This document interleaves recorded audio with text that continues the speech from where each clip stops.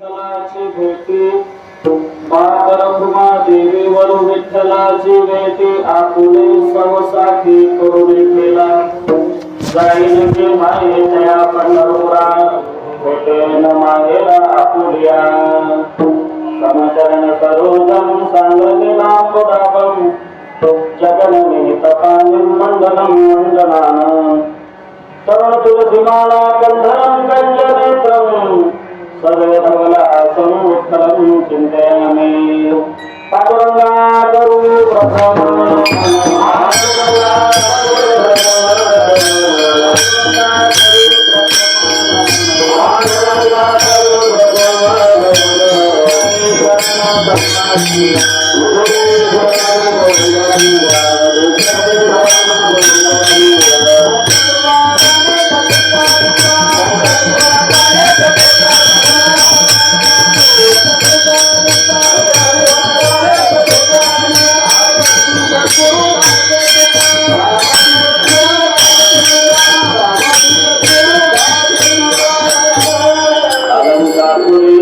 सिंहासनस्थं पदामृततेजस्फुरति प्रदेशं विधेन्द्रादिदेव सदा स्तूयमानं समाधिस्थमूर्तिं भजे ज्ञानदेवं नमो सद्गुरु तुकया ज्ञानदीपा नमो सद्गुरु सच्चिदानन्दरूपा नमो सद्गुरु भक्तकल्याणमूर्ति नमो सद्गुरु भास्कर पूर्णकीर्ति मस्तक हे पाया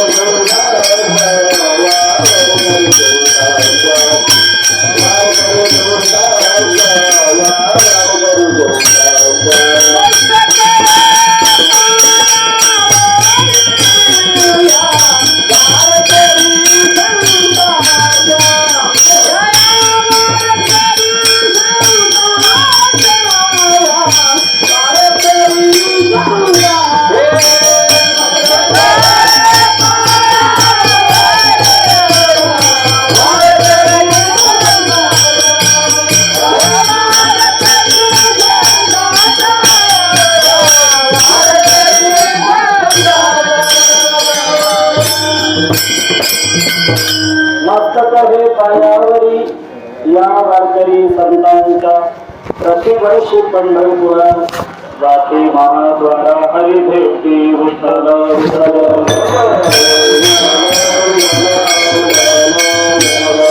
अवघाचे संसार सुखाचा करीन आनंद भरीना चिन्ही लोक जाई लगे माये तया पंढरपुरा भेटेन माहेरा आपुलिया बसू प्रसंगी प्राप्तवेळी भगवत चरणारविंदी सेवा समर्पित करण्यासाठी घेतलेला अभंग दैवत साम्राज्य चक्रवर्ती मौली महावैष्णव ज्ञानोबा यांचा 4 चरणाचा मौली ज्ञानोबा यांनी आजच्या या अभंगामधून पंढरीधीश पांडुरंग परमात्म्याच्या भरोशावर पंढरीधीश पांडुरंग परमात्म्यावरती विश्वास ठेवून माझा जो संसार आहे हा संसार मी सुखाचा करीन आणि तो संसार सुखाचा करण्यासाठी मी माझ्या माहेराला म्हणजे पंढरपूरला जाईन. आतापर्यंतच्या आयुष्यामध्ये जे जे काही पुण्य कर्म मी केलं असेल किंवा अनेक जन्मामध्ये जे जे काही पुण्य कर्म मी केलं असेल ते सर्व पुण्य कर्म मी त्या पांडुरंगाच्या चरणी वाहणार आहे. तो म्हणजे परमात्मा साधा सुद्धा नाही. त्या भगवान परमात्म्याची ओळख करून देत असताना ज्ञानोबा त्या ठिकाणी शेवटच्या चरणामध्ये सांगतात तो जो परमात्मा आहे तो म्हणजे नेमका कोण आहे. तो साऱ्या जगाचा बाप आहे आणि दुसरं म्हणजे रखुमा देवीचा तो वर आहे. अशा त्या पंढरीधीश पांडुरंग परमात्म्याला भेटण्यासाठी मी जन्मोजन्मी पंढरपूरला जाईन लगे माये तया पंढरपुरा भेटेन माहेरा आपुलिया असा गोड साधा सरळ अभंग आज सेवेसाठी निवडतो. हा अभंग दररोज हरिपाठ ज्या वेळेस आपण पूर्ण करतो त्यावेळेस रोज आपण हा अभंग म्हणत असतो. हा अभंग पाठ नाही असं इथं बसलेला आहे का नाही? सगळ्यांचा पाठ. हा अभंग ज्याचा पाठ नाही समजा तो आपल्या जातीचा नाही. रोज हरिपाठ संपला म्हणजे आपण अभंग म्हणत असतो. प्रतिज्ञा ज्ञानोबा प्रतिज्ञा करतात. आपण सुद्धा सगळेजण विश्वमाऊली ज्ञानोबा यांच्या संगतीमध्ये श्री क्षेत्र आळंदी ते पंढरपूर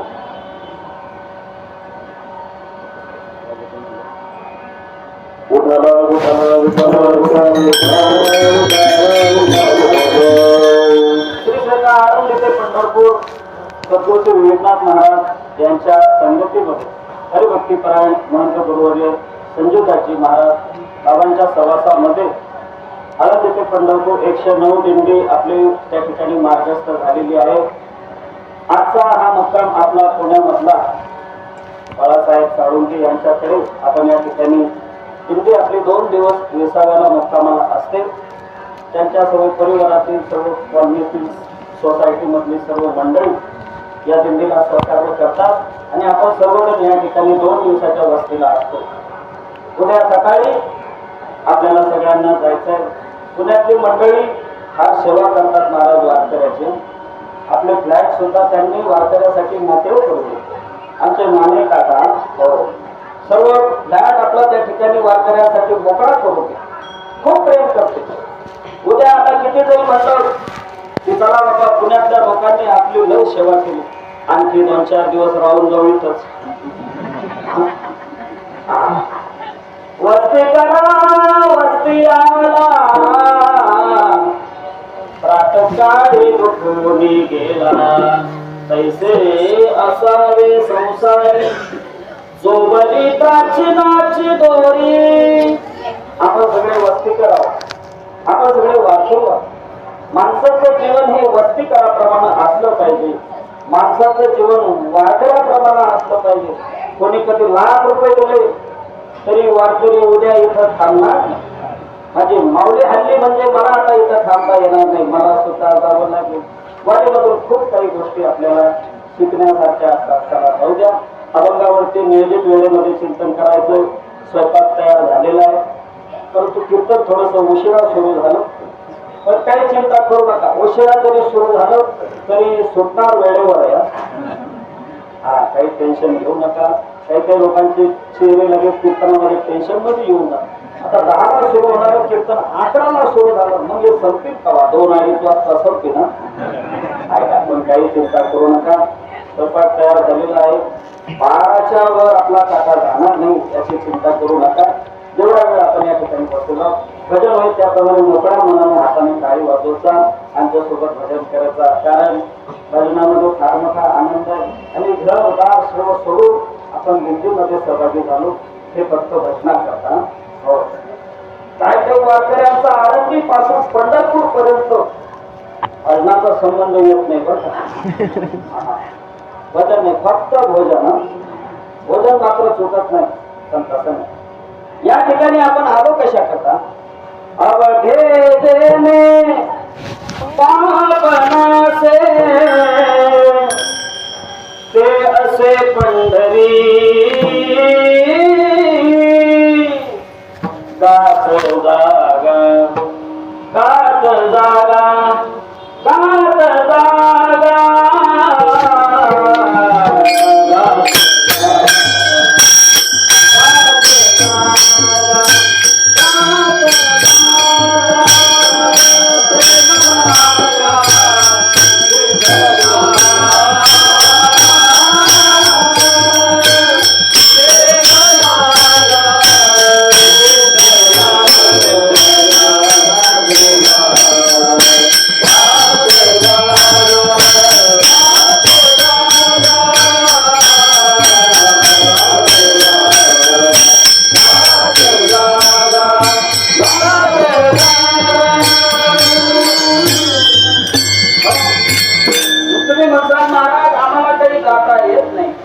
गाता जरी येत नसलं महाराज तरी चालताना फक्त एवढं भजन करत चला.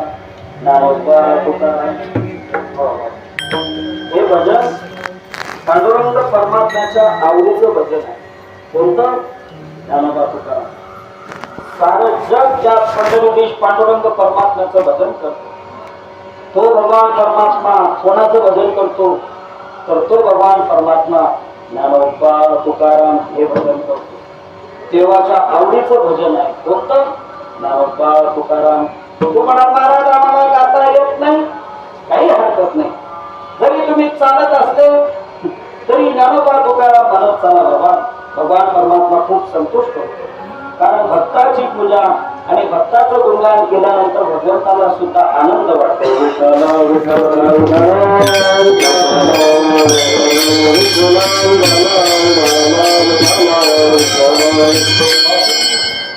आता अभंग ज्ञानोबा यांचा आहे.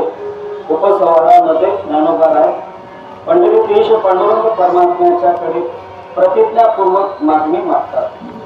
अनेक लोकांनी प्रतिज्ञा केली, अनेक लोकांनी या ठिकाणी प्रतिज्ञा केली. महाभारतामध्ये प्रसंग भीष्म पितामह यांनी त्या ठिकाणी प्रतिज्ञा केली होती, उद्या सूर्यास्तापर्यंत मी निष्पांडवी पृथ्वी करणार. त्याच पद्धतीने जगाचा बाप जो अर्जुनाच्या रथावरती सारथी झाला होता, त्या भगवंताने सुद्धा प्रतिज्ञा केली होती, युद्धामध्ये मी शस्त्र हातात घेणार नाही. आणखी युक्तीच्या दोन चार गोष्टी सांगितल्या. दुर्योधनाला बरं वाटलं का? जो काही मूळ आहे आपला शत्रू तो म्हणजे हाच आहे. नेमका आता यानं शस्त्र हातात घेणं म्हटलं, याने शस्त्र हातात घेणार नाही म्हटल्यानंतर चिंता करायचं कामच नाही. देवाने प्रतिज्ञा केली होती, परंतु असा प्रसंग भक्तावरती आला, अर्जुनावरती. भीष्माचार्यांनी ज्या वेळेस निर्वाणीचा बाण सोडला, देवाला कळालं की आता अर्जुन म्हणणार. म्हणून भगवान परमात्म्याने आपली प्रतिज्ञा मोडली. मी शस्त्र हातात घेणार नाही ही प्रतिज्ञा भगवंताने मोडली. आणि अर्जुनाच्या रक्षणासाठी, भक्ताच्या रक्षणासाठी स्वतः भगवंताने आपली प्रतिज्ञा मोडून भीष्माचार्यांवरती शस्त्र घेऊन धावले. देवाची सुद्धा प्रतिज्ञा पूर्ण होऊ शकली नाही. आणखी रावणानं प्रतिज्ञा केली होती. रावणाच्या प्रतिज्ञा माहिती तुम्हाला? हा समुद्र गोड करी, स्वर्गाला शिडी लावी, बरं झालं लावली नाही, नाही तर सगळे बेवडे चढून गेले असते, मालकरी खालीच राहून गेले असते. रावणाची प्रतिज्ञा पूर्ण झाली नाही. रावणाने अनेक सोन्याला सुगंध आणली. सोन्याला जर सुगंध आला असता तर वासानं चोऱ्या झाल्या असत्या. ती प्रतिज्ञा रावणाची पूर्ण झाली नाही. प्रतिज्ञा केली माऊली ज्ञानोबारायांनी, अवघाची संसार सुखाचा करीन. ज्या ज्ञानोबारायांच्या संगतीमध्ये आपण चालतो आहोत ते ज्ञानोबाराय काही सामान नाही ना बाबा. हो, अनेक संतांनी या ज्ञानोबारायांचं वर्णन केलं. माझ्या जनाबाईंनी सांगितलं, विवेका सागरा सख्या माझ्या ज्ञानेश्वरा, सख्या माझ्या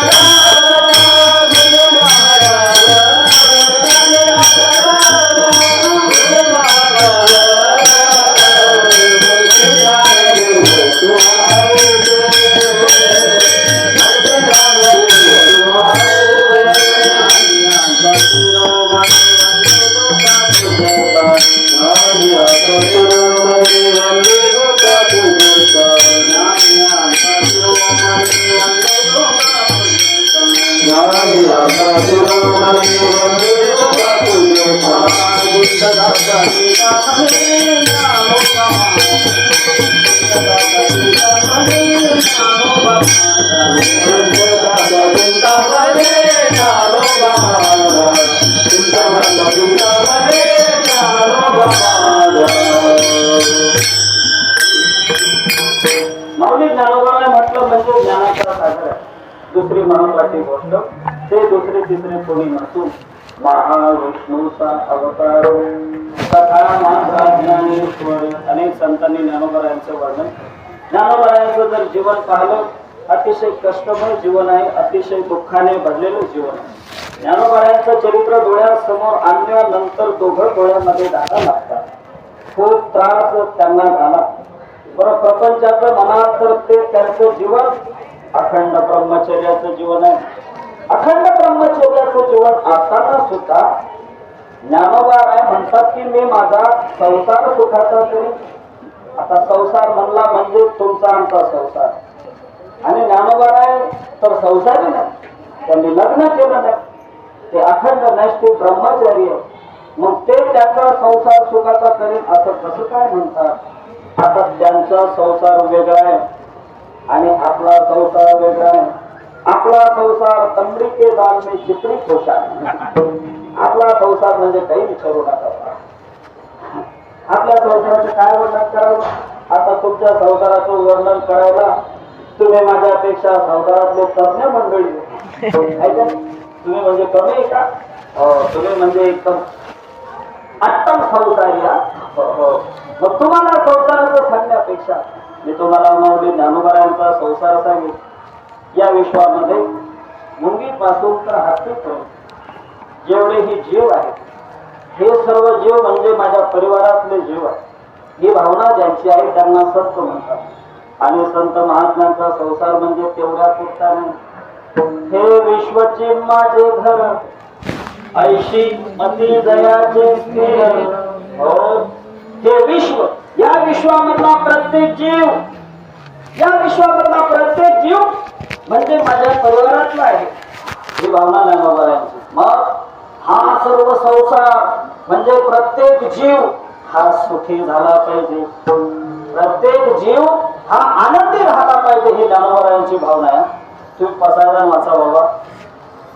आता विश्वात्मके देवे तेने वागिने तोषावे तोषो निबंध द्यावे पसायदान हे. जे खरांची व्यंकटी सांडो तया सत्कर्मी रती वाढो. भूता परस्परे पडो मैत्र जीवांचे. देवतांचे तिमिर जावो विश्वास स्वधर्म सूर्य पावो. तो जे वांछिल तो देलावो प्राणी एवढं पसायला तरी आपल्या जीवनामध्ये अनुकरणात आणलं बाबाचं कल्याण झालं आपल्या. हो, संत महात्म्यांची जी भावना एकट्या पुरता त्यांचा संसार नाही. आपल्यासारखा 10x10ची खोली म्हणजे त्यांचा संसार नाही. हे सारं विश्व, या विश्वातल्या प्रत्येक जीवाची काळजी वाहणे हा संतांचा स्वभाव असल्यामुळे हे सारं विश्व सुखी झालं पाहिजे. हा विश्वरूपी संसार हा सुखी झाला पाहिजे आणि तो आनंदाने राहिला पाहिजे. याकरता मी पंढरीदेश पांडुरंग परमात्म्याला भेटण्यासाठी प्रतिवर्षी जात असतो. हो, दरवर्षी काय गेलं पाहिजे बाबा? काय काही लोक बस झाल्या माझ्या आता 5 वाऱ्या बस झाला. आता कोणी म्हणे मी माझ्या झाल्या 3 वाऱ्या बस झाल्या. बस नाही. वर हे आकाश पडो पाहे ब्रह्मगुण भंगा जाय. वड वानर त्रिभुवन खाय परी मी तुझीच वाट पाहे गा विठोबा. आकाश पडलं तरी चालेल, शेवटच्या श्वासापर्यंत मी या वारीमध्ये चालणार आहे. ही भावना आपली प्रत्येकाची असली पाहिजे. हो, आपलं कसं लिमिटेड काम आहे, लिमिटेड, परंतु संत महात्म्यांचा अनलिमिटेड आहे. याकरता आपण या संत महात्म्यांकडे पाहून त्या ठिकाणी जीवन मार्गक्रमण केलं पाहिजे. आपला संसार वेगळा आहे आणि संत महात्म्यांनी ज्या संसाराचं वर्णन केलं तो हा सारा विश्वरूपी संसार मी सुखाचा करणार आहे आणि सुखाचा करणार नाही तर तो आनंदानं करेल अभंगाच्या पहिल्या चरणात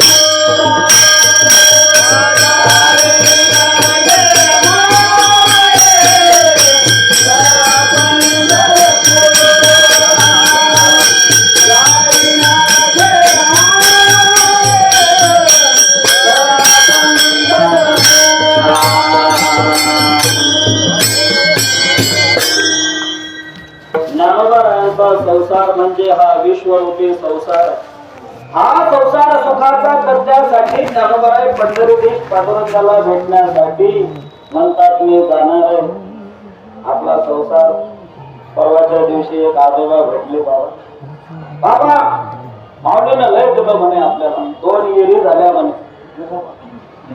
हो जमीन 1.5 एकर होती म्हणले आता 12 एकर झाली म्हणले म्हणलं हे माऊलीनं दिलं म्हणे हा ठीक आहे माऊलीनंच तुम्हाला दिलं पण हा आपल्या दृष्टीनं झाला बरं का तर संत महात्म्यांचा संसार या दृष्टीनं नाही आपल्या दृष्टीनं आपण या व्यावहारिक संसाराचं चिंतन करतो पण हा संसार काही आपल्या उपयोगाचा नाही बाबा काही उपयोगाचा नाही किती जरी पैसा जमीन सगळं इथंच राहणार आहे आपण फक्त राहणार नाही मी नेहमी सांगत असतो पाहता हा माईल किती वर्षापासून आहे बाबा हो अनेक वर्षापासून हा माईल राहणार आहे पण माईलवर बोलणारा राहील याची गॅरंटी आता राहणार आहे पण वाजवणारा राहील याची गॅरंटी नाही विना विना आहे वाजवणारे आहे म्हणा तू काही गेलं असते पण विना आहे या जगातल्या साऱ्या गोष्टी राहणाऱ्या आहेत मात्र आपण राहणार नाही आपण कायम स्वरूपी आपलं तरी सुद्धा घर बांधतो आपण मिस्त्रीला सांगतो घर बांधत असताना पहिला खोल घे खोल कशा करता घर जास्त दिवस टिकलं पाहिजे अरे बाबा घर तर टिकणार आहे पण तू टिकशील का काही लोकांच्या 4-4 मजली इमारती आहेत. तरी 5व्या मजल्याला वर त्या आसाऱ्या काढूनच ठेवले. काय म्हणतात त्याला? चाळ म्हणतात त्याला. आपली चाल संतावर आली ना, तरी घराची चाल काढूनच ठेवली बाबा. पण याला एकच सांगेल मी, कोणतीच गोष्ट संसारातली कायमस्वरूपी राहणार नाही. आपण या व्यावहारिक संसाराचं चिंतन करतो, आपण व्यावहारिक गोष्टीमध्येच त्या ठिकाणी आपलं सर्वस्व मानतो, परंतु याच्या पलीकडे सुद्धा आपलं जीवन आहे. संत महात्म्यांनी ते जीवन आपल्याला दाखवण्याचं काम केलं. आपल्या हृदयामध्ये जो परमात्मा आहे, तो परमात्मा सगळ्यांच्या हृदयामध्ये आहे. ही दृष्टी ज्या दिवशी आपली झाली त्या दिवशी आपला संसार सुखाचा झाला. हो, या संसाराला सुखाचं म्हटलं नाही. ही दृष्टी आपली प्रत्येकाची झाली पाहिजे. पण आहे का? नाही नाही नाही. आमची जागा आहे बर का, कागद टाकला म्हणजे ही जागा कोणाची झाली? समजतेला भाषा आमची काय दे हो. मी सांगितलं वस्तीकाराप्रमाणे जेवत असतात. आम्हाला बरेच घरी जायचा प्रसंग. बरेच लोक आम्हाला म्हणतात या महाराज बसा. आपलं घर समजा बर का महाराज, लाजू नका, संकोच करू नका. महाराज हे तुमचंच घर आहे बर का, ते मग आमच्या नावावर करू ना. बोलणं सोपं असतं पण आपलं काहीच नसतं बाबा. कायम स्वरूपी परमानंट कोणतीच गोष्ट, हे शरीर मात्र त्या ठिकाणी जाणार आहे. या सगळ्या गोष्टी व्यावहारिक संसारातल्या गोष्टी इथंच राहणार आहे. याला संसार समजू नये. तर याच्या पलीकडे मेल्यानंतर सुद्धा जिवंत राहिलं पाहिजे. मेल्यानंतर सुद्धा कीर्ती रूपाने आपण जिवंत राहिलो पाहिजे. याला संसार सुखाचा झाला असं म्हणतात. ज्ञानोबारायांना 726 वर्ष झाले. 726 वर्ष झाले तरी सुद्धा ज्ञानोबाराय आजही जिवंत आहे. प्रत्येकाच्या हृदयामध्ये, प्रत्येकाच्या करोडो लोकांच्या हृदयामध्ये माऊली ज्ञानोबाराय जिवंत आहे. याला म्हणतात संसार सुखाचा होणार. हो, याला म्हणतात संसार सुखाचा. हा संसार आहे ज्ञानोबारायांचा. या विश्वाचा संसार सुखाचा करण्यासाठी कोणाची तरी कृपा, कोणाचा तरी आशीर्वाद पाठीमागे लागतो. ज्ञानोबाराय ज्या अर्थी म्हणतात की मी माझा हा विश्वरूपी संसार सुखाचा करीत. मग कोणाच्या जीवावर तुम्ही हा संसार सुखाचा करता? दोघं मुली एका घरामध्ये दिल्या. त्या ठिकाणी 4 मुलांचं ते कुटुंब होतं. दोघं मुली बहिणी आणि दोघं ज्या त्यांच्या जावा होत्या त्या दुसऱ्या घरातल्या होत्या. काय झालं बाबा, अचानक दुष्काळ पडला. ज्या दुसऱ्या घरच्या होत्या त्या गरीब घरच्या होत्या बिचाऱ्या. ज्या दोघी बहिणी होत्या त्या म्हणायला लागले, मला आता दुष्काळ जरी पडला तरी काही चिंता करायचं काम नाही. जरी आपल्या घरी खायला नाही भेटलं तरी माझा बाप लई श्रीमंत आहे.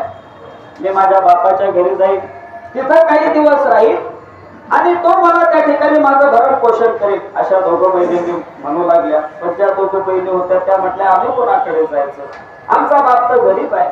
तसं ज्ञानोबाराय म्हणतात आमचा जो बाप आहे तो पंढरपूरला आहे आणि तो बाप इतका श्रीमंत आहे महाराज. काय सांगावं त्याचं वर्णन. हो, तोचे दान शूरदाता,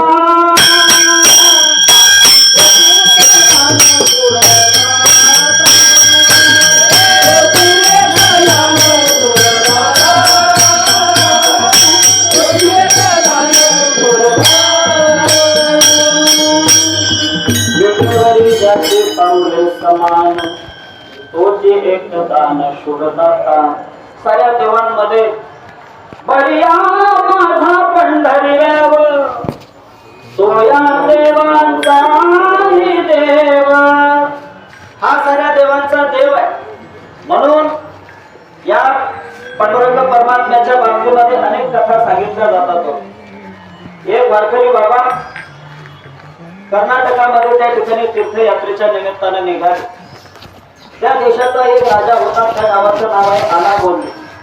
या अनागोंदीचा राजा एका देवीची पूजा करत होता.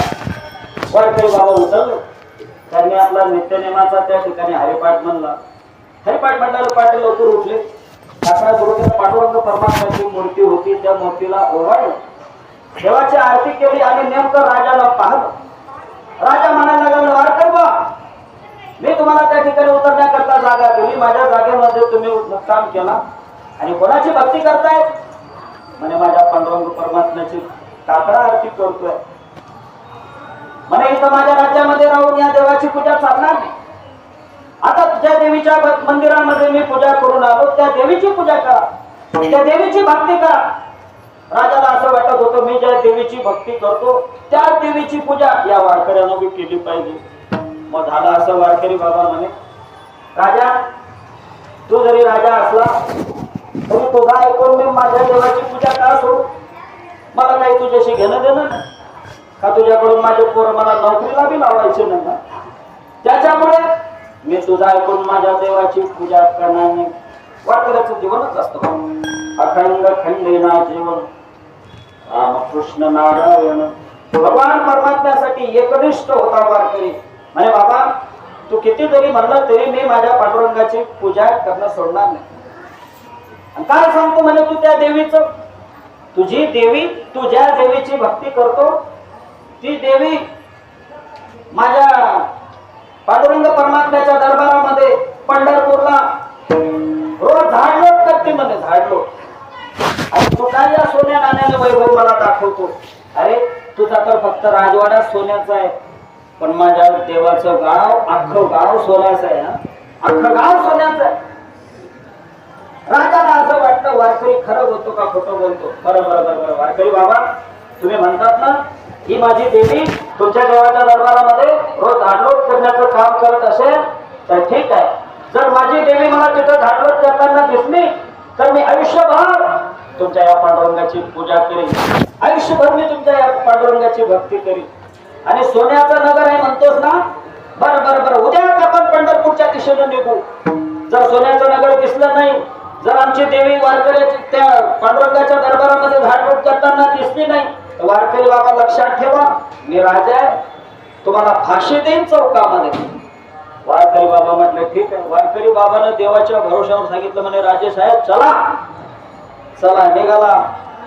वारकरी बाबा बी सोबत आहे, राजाही सोबत आहे. आले पंढरपूरच्या दिशेने. वारकरी बाबाचे जरा इंडिकेटर लागून गेले का? आपण तर मोठ्या भरोशावर सांगतो या बाबाची देवी झाडलोट करते. आमच्या पांडुरंगाचं नगर अख्खं नगर सोन्याचं आहे. आणि तिथे गेल्यानंतर जर नगर सोन्याचं दिसलं नाही, जर देवी दिसली नाही झाडलोट करताना तर वारकरी बाबा काही मला राजा काही मला मारल्याशिवाय सोडणार नाही. वारकऱ्याचा अखंड चिंतन सुरू आहे. हो अनाथ जीवांचा तुका कैवारी ऐसे चराचरी कृतावणी अडी करत्यांचे करशी समाधान अभयाचे दान देवोनिया तुका म्हणे तुझे खेळ कोणी ठाई नसेल तो देही धीर मना. तेव्हा आता तूच बाबा सगळं सांभाळणार. बरं वारकरी बाबाचा आणि त्या ठिकाणी जेव्हा राजे सर्व रथ घेऊन पंढरपूरच्या दिशेने निघाले, हा चमत्कार माहितीये? झडझडीत सोनं सडा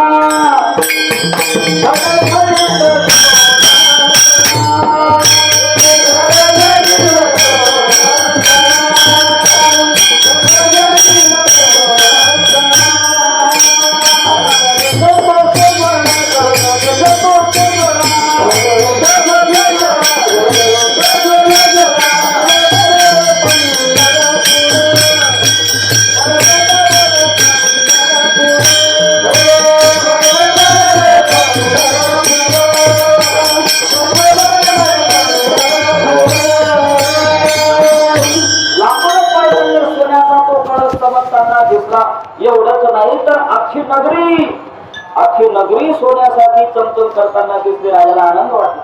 राजा म्हणता वारकरी बाबा वा वा वा तुम्ही म्हणतात तसं. तुम्ही म्हणत होते ना की अख्खं नगर सोन्याचं. नक्की सगळं नगर सोन्याचं दिसलं, पण अजून एक बाकी होतं. काय? देवी.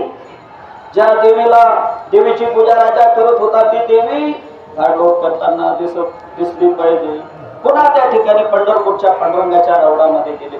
तेवढ्यामध्ये खरंच महाराज जगाच्या बापाने जगाच्या मालकाने एका सामान्य वारकऱ्याचं ब्रीद राखण्याकरता पहा, जी जगाची माता होती आधी माया शक्ती, जी लक्ष्मी माता होती, जी प्रत्यक्ष जगदंबा होती, ती जगदंबा खरोखर पांडुरंग परमात्म्याच्या दरबारामध्ये झाड लोट करताना राजाला दिसली. राजाने पटकन जाऊन देवीची पाय धरली. माते जगदंबा, हे भवानी, तू इथं?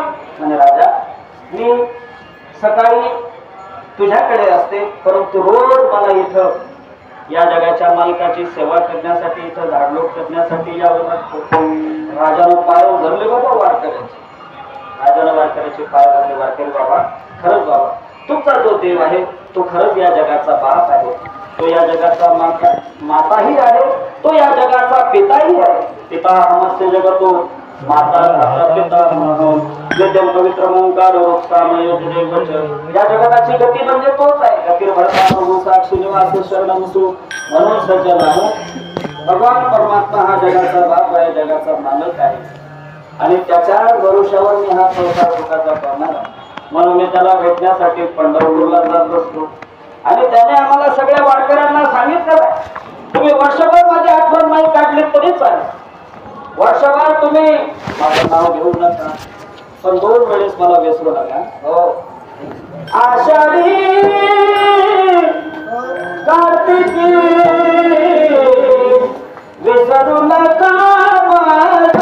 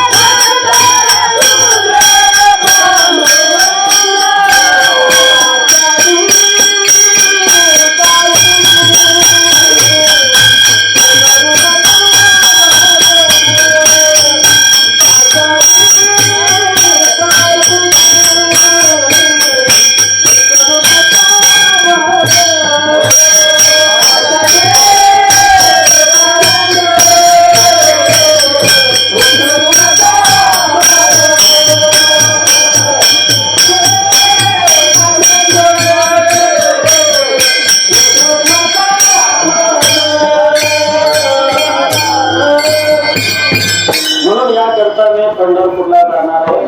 भगवंत या साऱ्या भक्तांची वाट पाहतो. जाई नगे माया दया पंढरपुरा, भेटे मायेला पुढे या. सर्व सुकृताचं जे पुण्य आहे ते मी सर्व पांडुरंग परमात्म्याच्या सगळे या ठिकाणी वाढणार आहे. आणि तो भगवान परमात्मा नेमका कोण आहे महाराज ऐका.